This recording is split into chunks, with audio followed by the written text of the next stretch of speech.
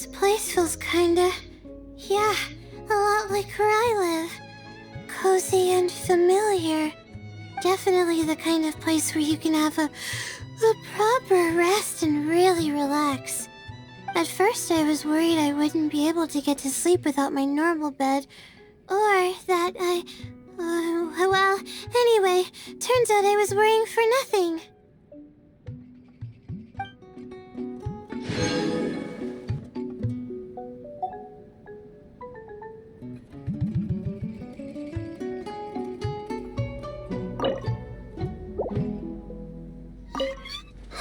It's peaceful here, like a leaf floating in the middle of a perfectly still pond.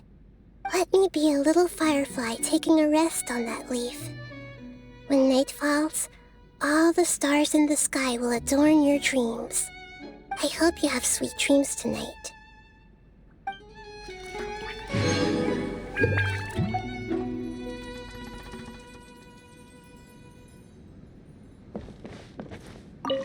I'm here!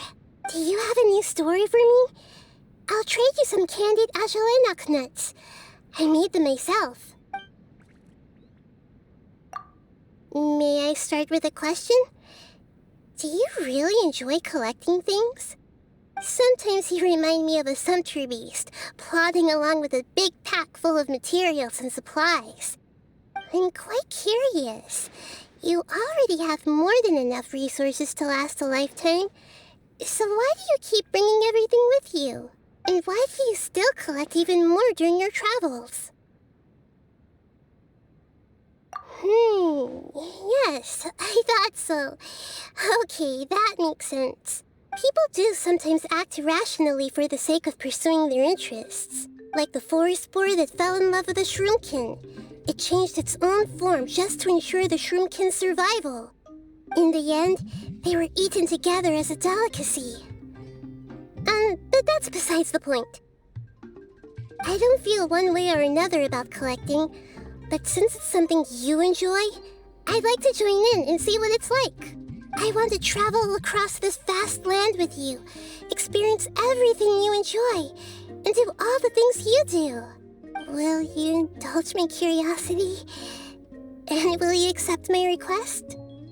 Then let's face the sun and pick the first mint we find.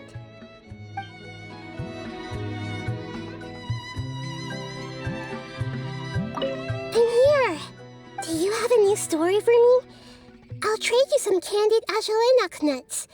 I made them myself. Sure, but instead of diving into story time, let's talk about what's troubling you. I'm sure you're wondering how I knew. Well, your troubles are written on your face, silly. I'm always observing you, you know. You look as miserable as a lavender melon that's been struck by lightning. Don't lose heart. Sometimes you might feel like you're the unluckiest person in the world. But for all you know, it could also just be an unfortunate situation. Well, let's say a Ripjaws tiger ate a fox and got diarrhea. You can't know for sure whether the diarrhea was caused by eating the fox or by something inside the fox's stomach. Does that make sense? If Ripjaws tigers stopped eating foxes out of fear of diarrhea, they would have become extinct a long time ago. As long as the Ripjaws tiger keeps eating foxes, and as long as we keep living our lives, we'll experience all kinds of different situations. Fortunate, unfortunate, and everything in between. There, you're doing great. Have a head pat.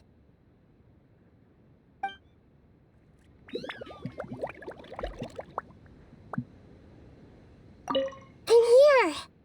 Do you have a new story for me? I'll trade you some candied agelenok nuts. I made them myself. I think the answer to that should be pretty obvious. You should be able to tell from just one look. Like when you peer into a crystal clear lake and you can see all the fish swimming around inside of it. It's very pleasant here. Even the wind brushing against my toes feels soft and gentle. So of course, I love it. As much as a little bird might love exploring the forests and mountains, tasting new and different fruits every day, after a long flight, it still needs a place to land and rest its weary wings. So I'm glad that I can roost here in your nest for a while. Also, it's much more spacious here than a birdcage. Thank you for being so kind. I know that you mean it, and I'll make the most of my stay here.